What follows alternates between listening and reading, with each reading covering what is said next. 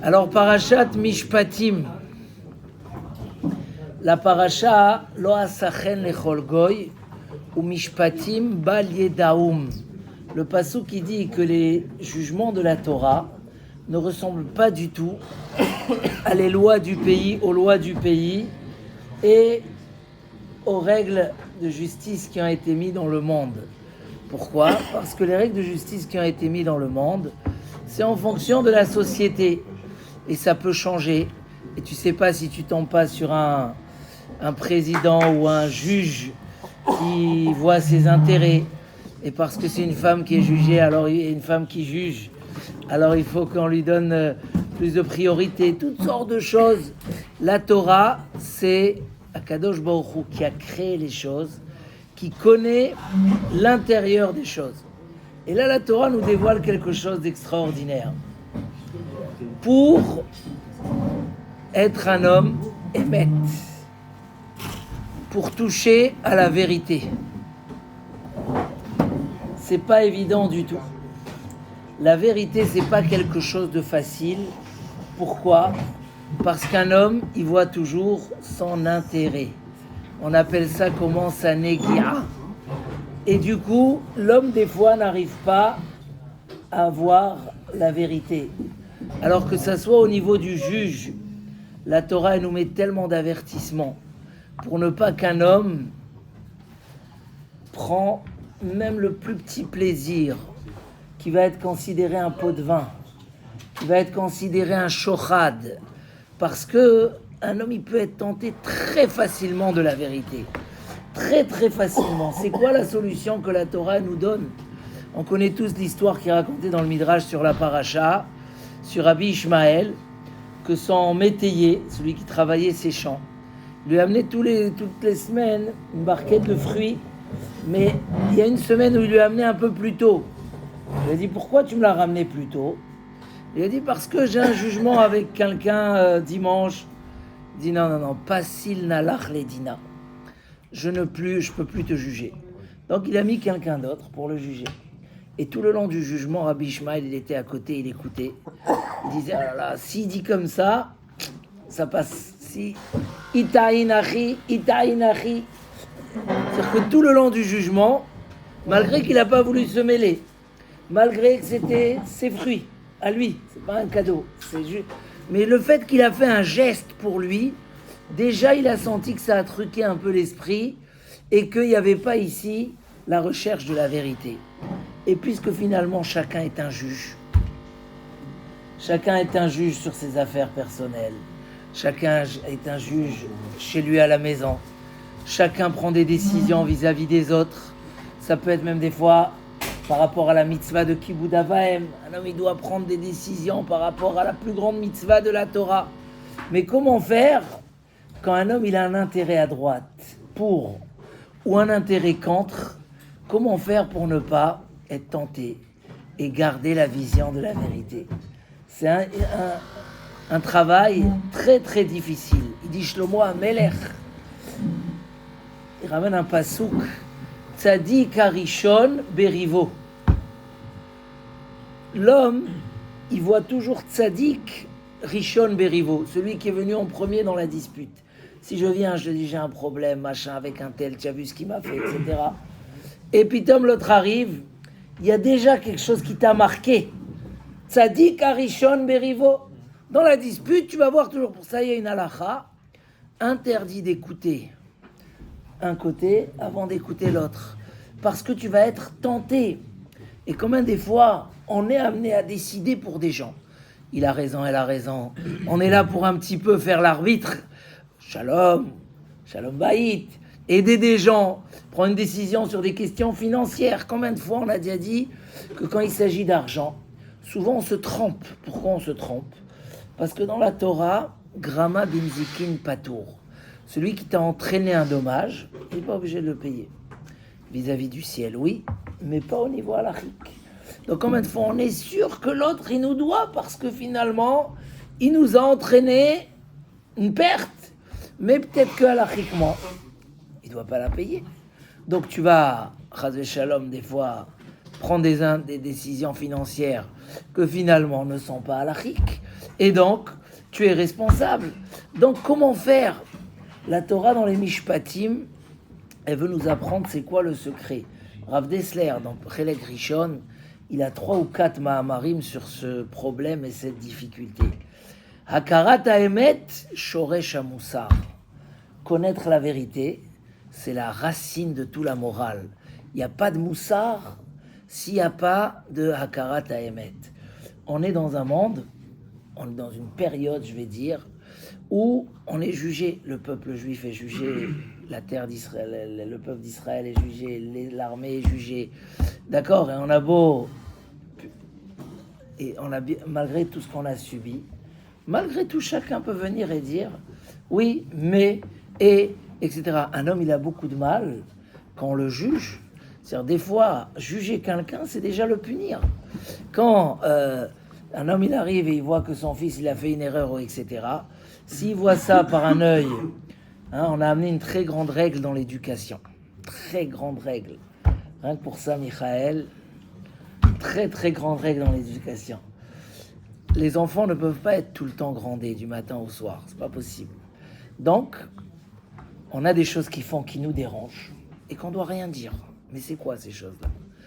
Tout ce que l'enfant, il fait parce que c'est un enfant, mais que c'est pas quelque chose qui va grandir avec.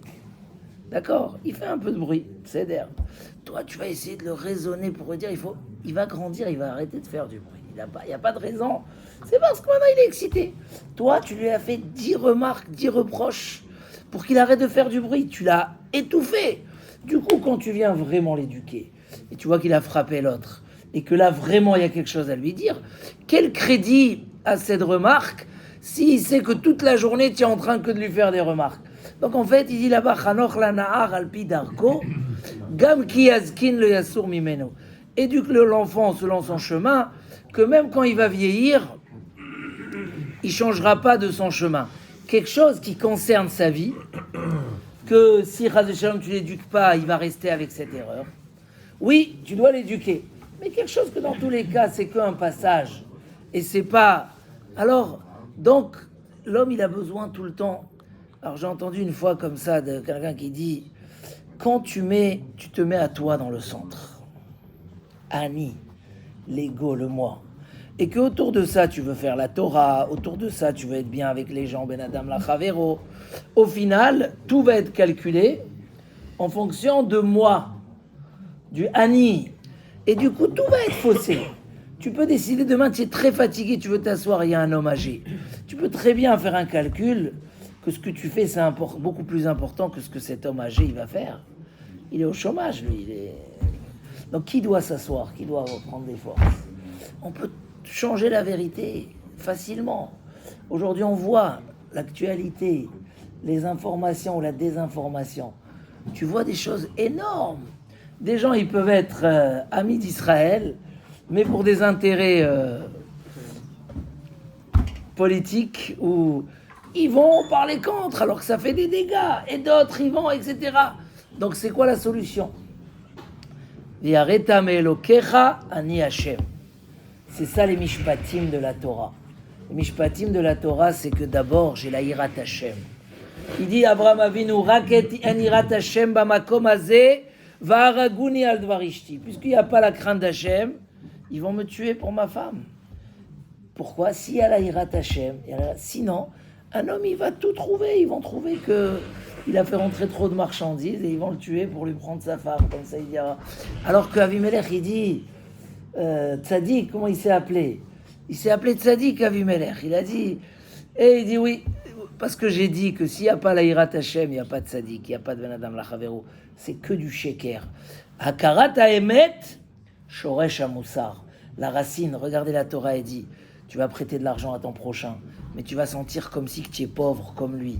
Tu vas pas l'harceler, c'est dans la paracha de cette semaine, tu vas pas l'harceler, mais il te doit de l'argent. Non, si tu sais qu'il a du retard parce que il n'a pas les moyens de les donner, lotielo kenoché, et tu n'as pas le droit de prendre des intérêts. Et tout la halachot, et tout la paracha, elle est remplie. Tu rentres, tu vas aller prendre le gage chez celui qui te doit de l'argent. Réfléchis que la nuit, il a besoin de sa couverture. Le matin, il a besoin de son manteau. Ben, tu vas rentrer, tu vas lui donner tu vas lui rendre sa couverture, tu vas prendre le manteau. Et le matin, tu vas rendre le manteau et tu vas prendre la couverture. Mais est-ce que j'ai rien que ça à faire? Oui, tu dois garantir ton argent, tu n'as pas le choix. La Torah, elle t'a pas dit de jeter ton argent par la fenêtre. Mais tu vas lui prêter. Oui, mais tu vas lui rendre le gage. Donc on va voir toute la paracha, j'ai pas le temps maintenant de détailler. C'est Rosh Chodesh aujourd'hui. Mishenichnas Adar, Marbim Besimcha.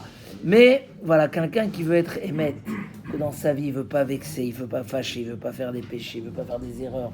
La Torah, elle est remplie. Dans la paracha de la semaine dernière, c'est marqué, il y a 10 commandements.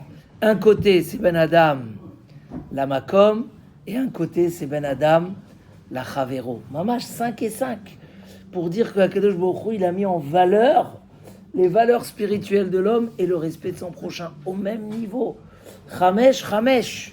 Il y a 5 commandements et 5 commandements. Donc, si on veut être béhémet dans le hémet, c'est Ve'ele Amishpatim. Il faut prendre la parole de la Torah. Tu vas voir un ami et un ennemi. Et je termine avec cet exemple. Qu'ils ont leur l'âne qui est en train de tomber sous sa charge. Tu as une mitzvah d'aller les aider. Mais tu as un ami et un ennemi. Qui tu vas aller voir d'abord? Alors, on va chercher d'abord c'est qui l'ennemi. C'est assourd d'avoir des ennemis, dit la Gemara. Non, c'est un ennemi, c'est un rachat, quelqu'un qui fait beaucoup de mal. Sonné d'ikra, c'est quoi sonné d'ikra? Un ennemi du pasouk, c'est mamash, quelqu'un. Et quand même, a dit la Torah, tu l'as haï. Il y a des moments où il faut changer d'avis. Il est en difficulté, tu dois aller l'aider. Où on voit ça aujourd'hui? Quelqu'un ton voisin était gentil avec toi comme un ange, petite histoire, il veut plus te voir. Tiens, bon, c'est quoi? Tu aurais dit non, tu l'as haï parce que tu avais raison. Aujourd'hui, tu dois aller l'aider, il est en difficulté. Mais qui je vais aider d'abord? Ah, la Gemara dit tu vas aider ton ennemi d'abord. Pourquoi? Parce que la Koufitzro Adif, là-bas tu casses ton Yetzerara. Oui, mais il y a mon ennemi à droite. Non, la Torah nous apprend justement. Le problème, c'est que des fois, une fois qu'on a décidé quelque chose, on n'est pas prêt à réfléchir une deuxième fois. Moi, je vois même des fois quand je dois donner un cours. Et j'ai une idée, je dis, ah ça c'est bien, je commence à monter le cours. Et après je me dis, peut-être que je change un autre sujet. J'arrive pas. Une fois que tu as tu es allé sur une idée, et l'homme il doit avoir la capacité de dire, je me suis fâché parce que j'étais énervé. J'ai raison ou j'ai pas raison? Se remettre en question et être prêt en dernière minute. Avec ça, on peut sauver une vie, on peut sauver un monde. On peut des fois, à la place de détruire des gens, on peut les construire. Parce que le jugement, la décision numéro 1, Tzadik Arishon Berivo, la Torah, elle interdit d'avoir cet a priori. Être capable, avoir cette force dans la vie.